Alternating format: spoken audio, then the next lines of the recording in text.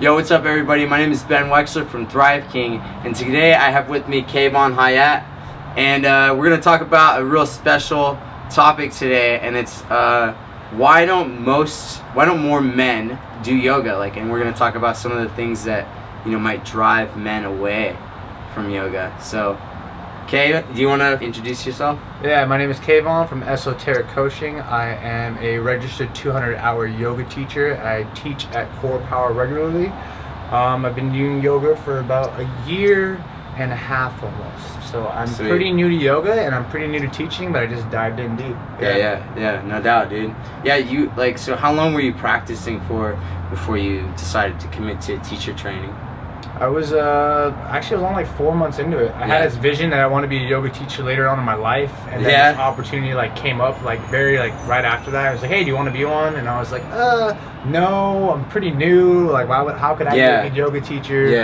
And I was like, you know what? I'm already in coaching school to become a life coach. I'm already doing a lot of other things that are benefiting people. Yoga would be a way to give back and help the community and people around me. So I chose to do that. Hell yeah, dude. Pushed me to do it.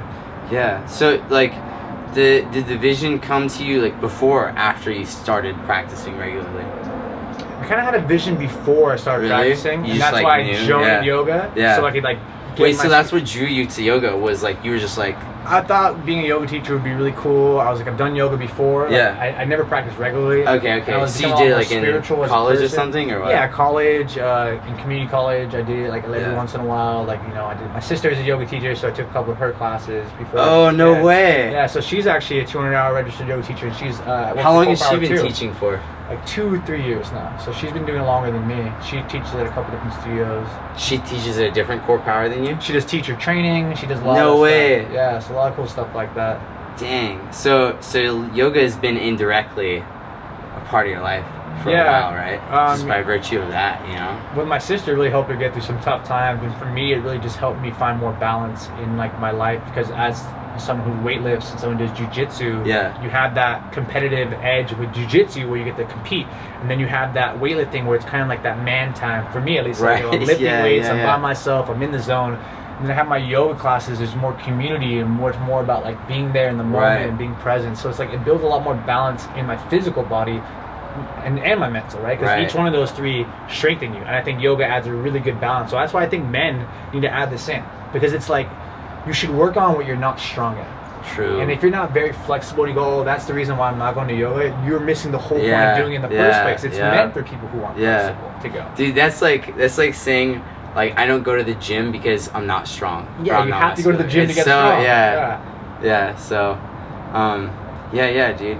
How about you? How did you get into yoga? Dude, it was very similar, actually. So I started getting into fitness first, I guess you'd call it bodybuilding, right? I was young. I just gotten out of a breakup, and so I started hitting the gym. And as I started getting confident with my athletic ability and just getting more into fitness, yoga was another thing, because there's a big family of kind of group exercises, right? And yoga is a big one. Yeah. And but yoga has the spiritual connotation. It's associated with the spirituality, right? And that's kind of what drew me to it, because my parents are both really spiritual people, and I guess I was kind of primed for that, So I took right here at De Anza in Cupertino. I was studying there for a while, and during that time I took 3 yoga classes, 3-quarter-long yoga classes, one right after the next, until I eventually transferred. So I liked it. I just remembered feeling really good after class. It was really easy, where I was already going to, De Anza. It's cheap comparatively, right? Because yoga is expensive, and Can be, yeah. Once you can teach yourself or know how to do it, I don't need to pay for a yoga teacher. True. Anymore. Yeah. It's kind of more of I feel people pay more for the community, the camaraderie of working out. It's it's a lot easier when 15 other people in the room are sweating their ass off. Absolutely. Yeah. It's that accountability, right? Fuck. Even if you take a break, you're there, right? You're gonna get up and do it again. People motivate you. So it is expensive. It is, but I think yoga needs to become more accessible for more people to try it. Yeah. It makes sense though why it's expensive though. A lot of people don't show up to classes. Some people do. You have to pay rent and stuff like that. But I do think in the Bay Area especially, it's a little depressed. Right? Well, I mean, the way I justify the expenditure is like, it's mental health for me. Like, true. It was probably write it off. You could probably write it off if you put it that way. Yeah, it's like, hey, I'm doing this for my health. I have to write this off so that I can be healthy for my job. Dude, like, boom. You know, you're welcome, guys.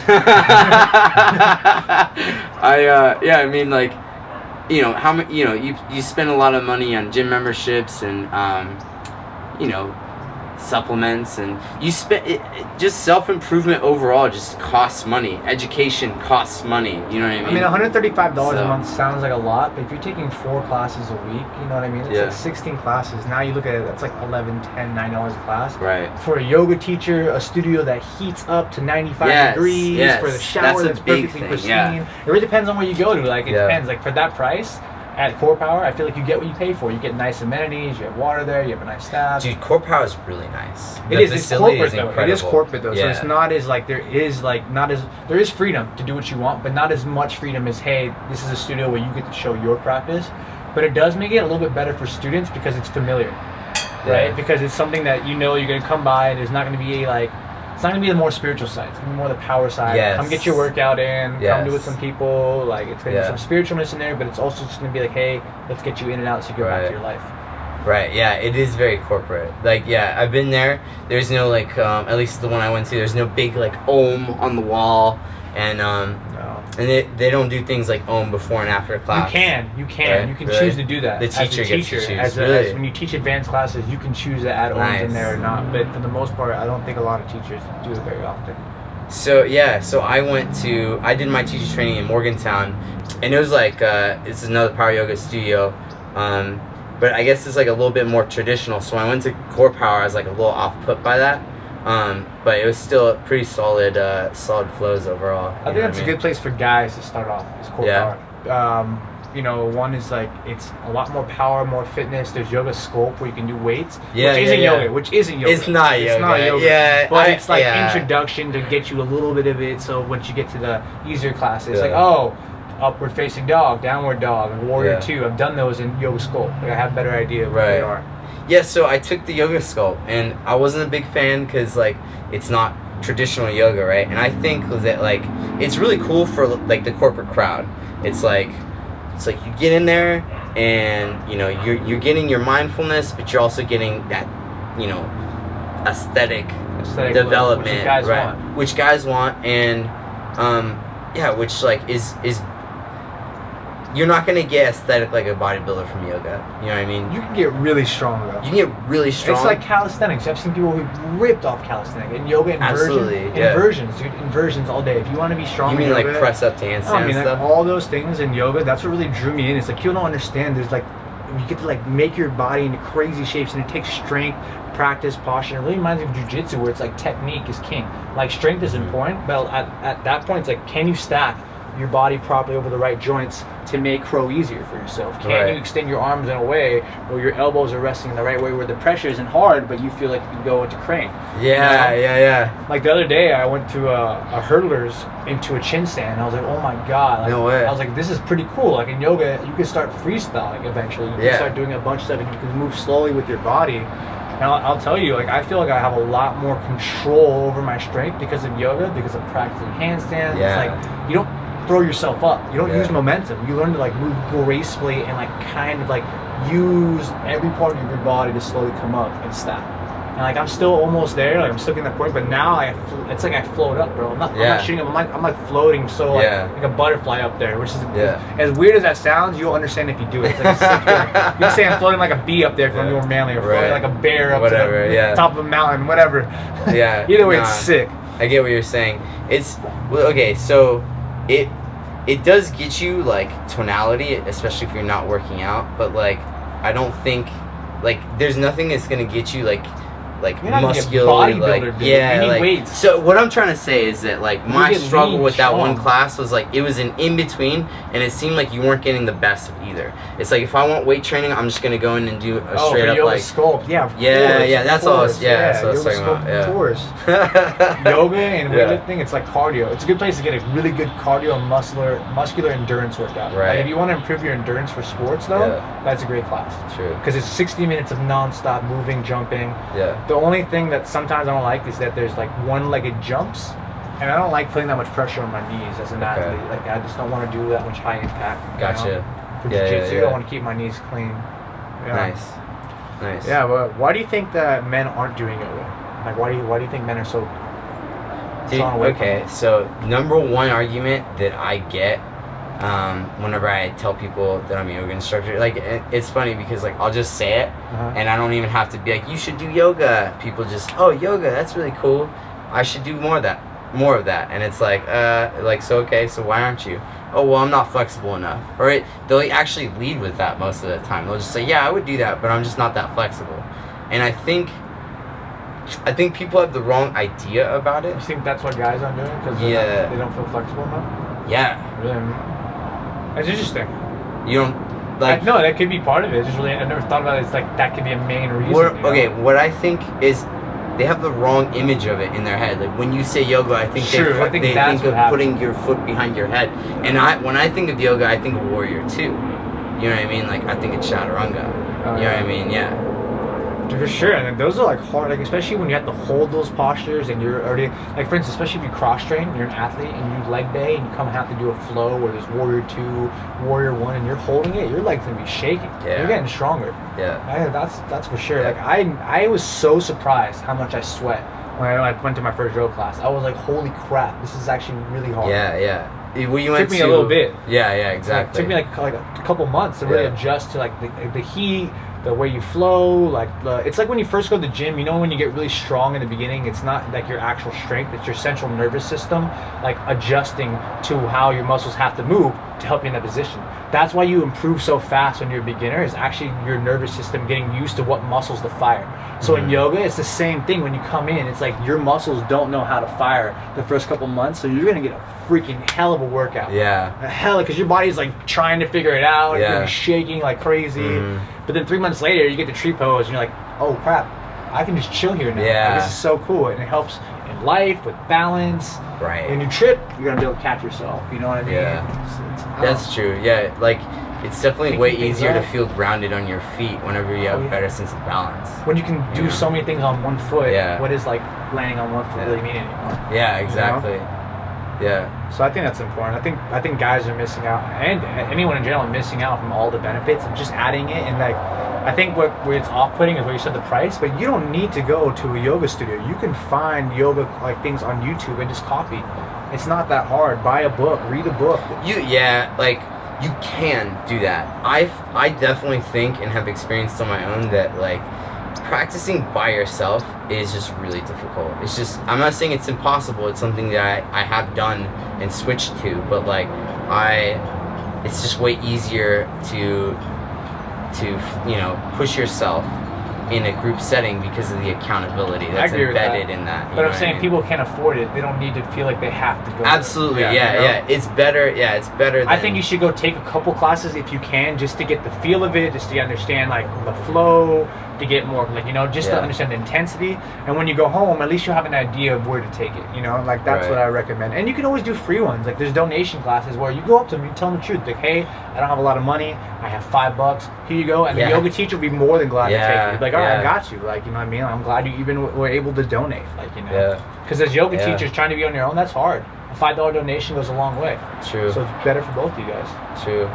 I mean, I know there's one instructor at my old studio who I was at a class where she had like this guy who he didn't look like he had much money, and he basically came in and was like, I don't have any money, can I take a class? And she was like, sure. Yeah. I don't think the owner ever found out, but like that's kind of it's kind of what you do, Yeah. I mean, why not? Like, why are you gonna deprive this person of yoga and like It's like when someone like comes and like tries to buy a mat, like, oh, I forgot my money, can I? I'm like, dude, just take it. Just don't tell anyone. Like, it's a mat, like it's yoga. Like really, like don't need to be overcharging people. Like crazy.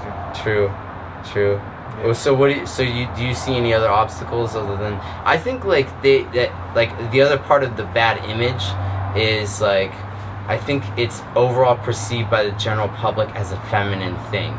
Which is crazy because yoga starts as with a male men, thing, and it just recently in the last 150 years started allowing women to do it. So to do yoga in the past, you had to go to a monastery, and it's very like very private. Like not everyone got to do yoga. It was like a very private thing. You'd have to go live there. You wouldn't be able to take it home. You wouldn't be able to have a family. You would just be doing yoga. It would be your practice for the rest of your life. And then there was a guy who came out who like kind of had a mentor, and he kind of changed. I don't remember his name right now. I would mess it up, so I don't want to say it. But basically, he like learned yoga from his mentor, and his mentor told him to take it to the home. So he took it to his house, and he's the one who started inventing modifications. Which is why we have all these modified things you can do. And before you couldn't. You wouldn't change things based on like your body like type and your injuries. You just have to do it. So he brought it to the home where your wife could do it with you, your family could do it with you. And then he had 5 disciples, and they went to the United States, and that's why yoga is so popular right now, and all these new forms are here. It evolved. That's where like BPS it evolved from came Britain. from, and the gymnasts completely changed the way yoga is in Britain. Really? Yeah, they're like Britain, like gymnasts, the way their power flow, that's how power flow really came to be. I'm pretty sure, like in a way, like more of those movements in yoga, like more acrobatic type movements. You know? Interesting. Yeah. Interesting. It would definitely be worth it to check out that older style. Just basically, it's like guys came first. Yeah. That's the basis of this whole thing. Yeah. So I don't understand, like there is the feminine side, and I think I know what you're talking about. It's society's image, the way you portray it in movies. Exactly. Because like, dude, like, I go do yoga, you don't have to be this super spiritual type person. I've done yoga and gone and played 8 hours video games after. I've done yoga and read a book and then meditated. I've done yoga and ate pizza after. Like, it's not so simple as like, you can be a badass and do yoga.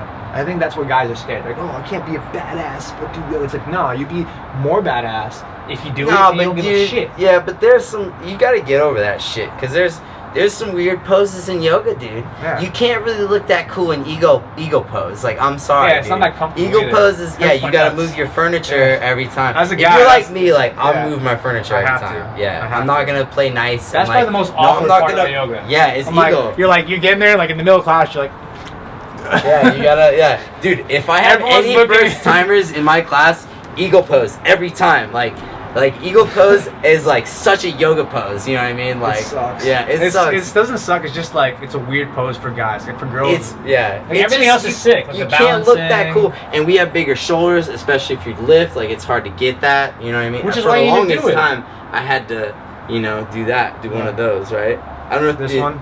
I've never seen this. This is like, if you can't do this, you do this. You guys do that? Okay, we do this. Yeah. Which is cool because you have to keep your elbows together, and that kind of still releases the. So it's still like a kind of. This is just to relax your shoulder. It lifts your shoulders up. Nice. You keep it straight. You probably bring it towards the midline of your body. Yeah, guys. There you go. There you go. Try those out. Yeah. Get uncomfortable.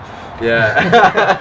Okay, but like, there are tons of empowering poses, and dude, just by virtue of you being masculine, you're just gonna look like a really masculine dude in a yoga pose. You don't look like weird doing it. Like, I've had tons of girls I met tell me they think yoga, like dudes that can fly on their mats, like they think they're hot in class. Well, you know what I mean? Like, it's Why wouldn't they? Like, so there's not that that's why you want to go. Okay, but there's 2 different guys. There's gonna be the guy that wants to get the hippie girl that this is speaking to. There's gonna be the guy that doesn't want anything to do with that. It doesn't matter. You'll look more badass because you don't give a fuck. Yeah. It really comes down to like, don't worry about it. It's a class. Everyone literally gets there and leaves. No one sits there and talks to you and like breaks you down and go, oh, so why did you choose to do yoga? Like, True. No one cares. They have their own lives. True. Yeah. Like, you think it would be like that, but in certain places, especially in Bay Area, California, it's like people are busy, man. They don't have time to be like, let's all sit together and hug. And, like, that's not what it's like. It's like you sweat, you go into your corpse pose, the person needs you out, you can either stay there or you leave. So if it comes down to it, I'm glad when anyone exercises. I just love how in yoga, the thing about yoga is like, it's done in a way where people who aren't even really in shape feel more like comfortable being there because it's so accepting of who you are. Yeah. Right? So it's like, whoever you are, like whatever background you're in, like when you're teaching, you don't judge. You're just like, I'm just teaching. I'm not worried what this person has in their life going on. I'm just worried if they're doing the position properly. Right. That's all I'm worried about as a teacher. Like, is the form right? Can I keep the pace right? Is the music good? Like, can I make this a good experience? The breath. It's the breath rocking. I don't care what as a guy, like what issues you're bringing with you there. If you have a problem with it, if you do, like, that's okay. So I'm saying it's people feel like they're being judged, but no one is really paying attention to you, man. Like, that's the truth is the matter is, like, as a guy, if you're scared to do yoga, that's because you're judging yourself. You're putting that limitation on yourself. True. Like, why limit yourself? At first though, like, so for the guys that don't know, downward facing dog, dude.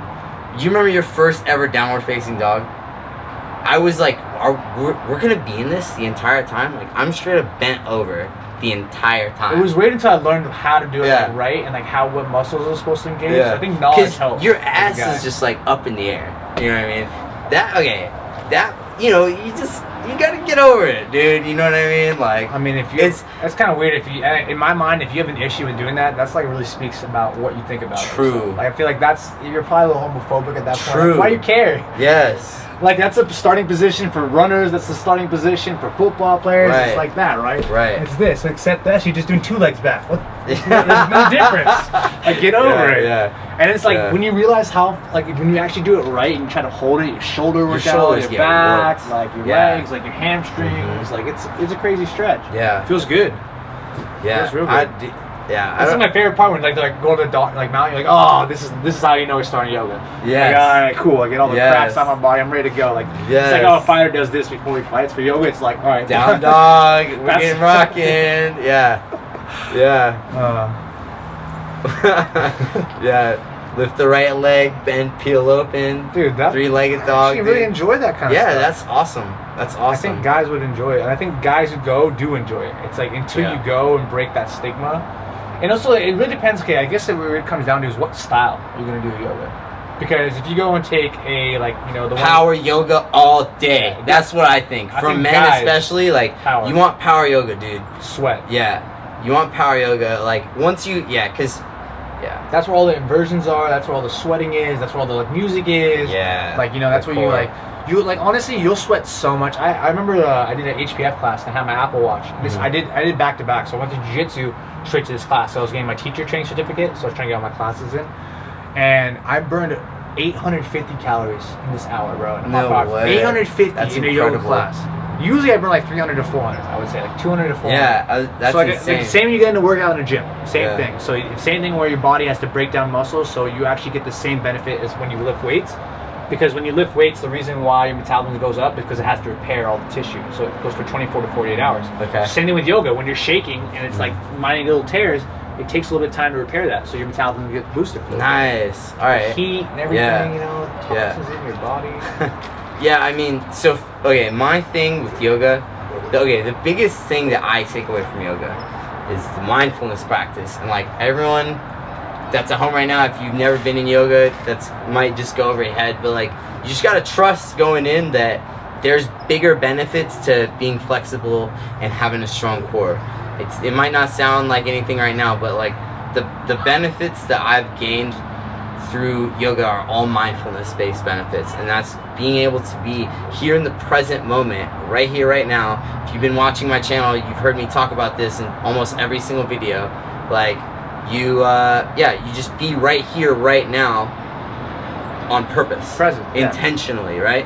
And purposely moving with your breath, like that's teaching you how to do that kind of stuff. Right, and so power yoga is, in my opinion, the best for this because, like, you're putting yourself through torture, really. Like holding warrior 1 to warrior 2 to, crescent lunge if you want to twist, to chair, you know what I mean? Like your legs are just burning, and if you can stay fully present and present to the breath, especially while your leg is on fire, you know what I mean, through all those postures, you can stay present anywhere. If you can just act like that's nothing, like not a big deal, you can stay calm anywhere, and calm is a superpower.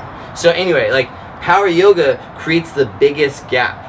So it's like, it puts you in the most uncomfortable. That might be a selling point there, but like you're really hot, you're really challenged, and it's like, let's see how you can do. You know why they do that, right? Why? You know why that happens? The whole point of power class is why you sweat so much and have the heat. It's all for the end.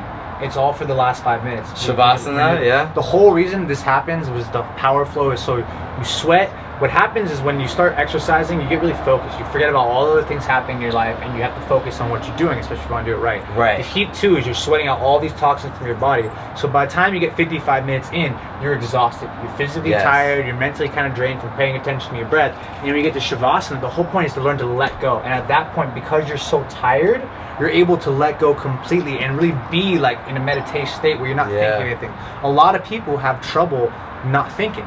So the whole point of yoga is to help those people kind of ease their mind just a little bit and get to the point where for those full 3 to 5 minutes, you're just in silence. Just in the moment, following your breath.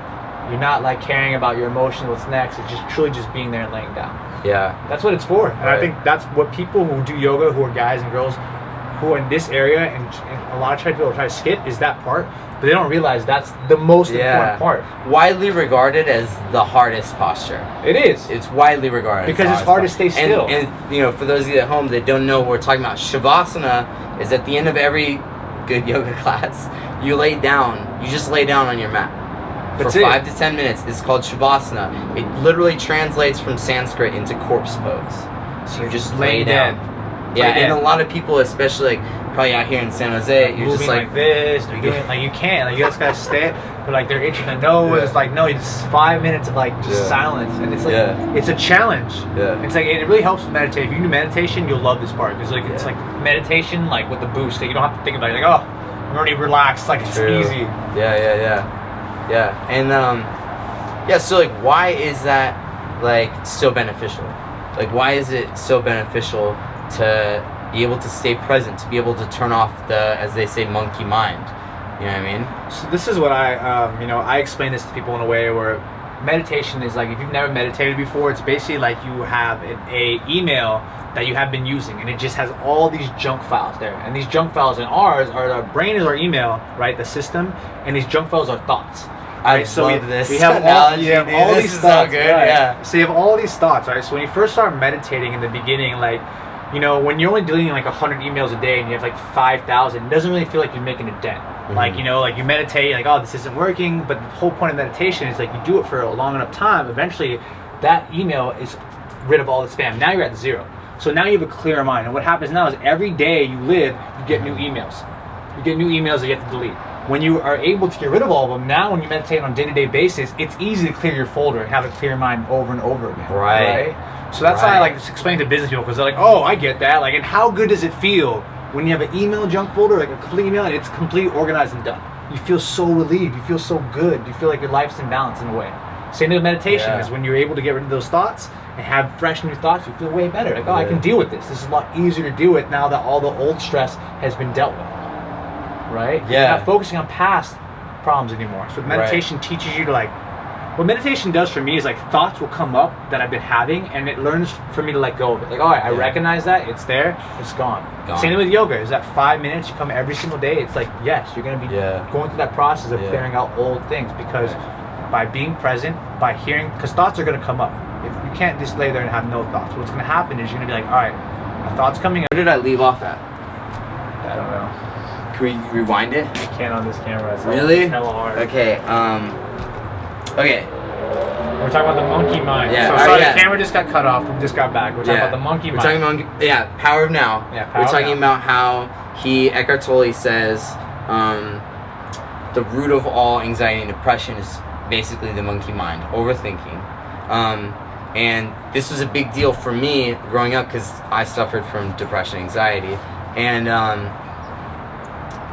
once you learn how to be present, like once you learn mindfulness, once you strengthen that mindfulness muscle up, if you will, then you have the ability to recognize when you're overthinking, when you're thinking these destructive and unnecessary energy-consuming thoughts. You can just let go of them, come back to the present moment, and then do whatever you need to do to move forward from there. And that's, another reason why I think guys should do it. It helps you in almost every way. The way I was just about to say was productivity. Like, imagine just how much time you're saving on opportunity costs alone by not thinking destructive thoughts.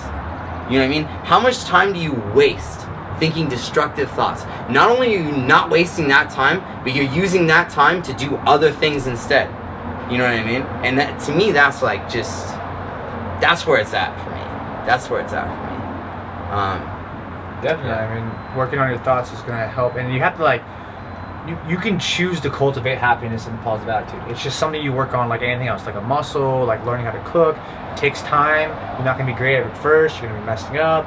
But eventually, the more you do it, like, you just switch, and you'll never want to go back. like once you fix your mindset to a more positive one, you'll never go back. Like, you'll never like if you start training that way, you'll be way more aware of it because you're like, oh god, like I don't want to go back. Like, cause dude, I used to be depressed and stuff too, but once I started self-developing, like I haven't been depressed in so long. Exactly. Like I get like it's not like I don't have moments where I'm like a little lonely, like, but it's like way different. It's like it's way different. I have a different understanding. Like, oh, this is very like this is only right now. This isn't tomorrow. This isn't next day. Yeah, maybe I'll sulk today, but it'll be over. Like, I'll allow myself to sulk for a little bit, and it'll get over. Even while you're okay, it's different though, because before mindfulness, like before yoga and self-development and all that, like it's probably the same for you. Like you aligned yourself with that monkey mind. So anytime your monkey mind would go rampant, I keep calling it the monkey mind, but you know what I'm saying. Like anytime you start thinking those destructive, anxiety-based thoughts, like you just get carried away with them. From this frame though, like if you're having a bad day, you realize that you're only having the bad day because you're allowing it to be bad, but it's okay because in a way you're like enjoying the bad day because it like it's feeling, you know what I mean? You can bring that to the stream of consciousness about how life is. In order to know what you want, you have to first experience what you don't want. So if you're able to look at a bad experience, it's like, all right, this is teaching me things that I want to avoid, and it's the law of attraction. The way it works is like, the way it's supposed to be is like, you're supposed to see something you don't want, and it's supposed to give rise to a desire of something you do want. And then what needs to happen is the minute that desire arises, you don't think about what you don't want anymore, and you only focus on what you do want. Yes. You'd be like, all right, I had a relationship that didn't go well, and I didn't really get the love I wanted. Oh, I want love. So now you focus on wanting love and finding love and believing that you already have love coming to you. And not focusing on not wanting. I think this week go a whole different video for this. True. But I think if I came down to it and someone told me, yo, name 5 things why guys should do yoga, I would be 1, like, I'm gonna be straight up just to get guys involved, hot girls.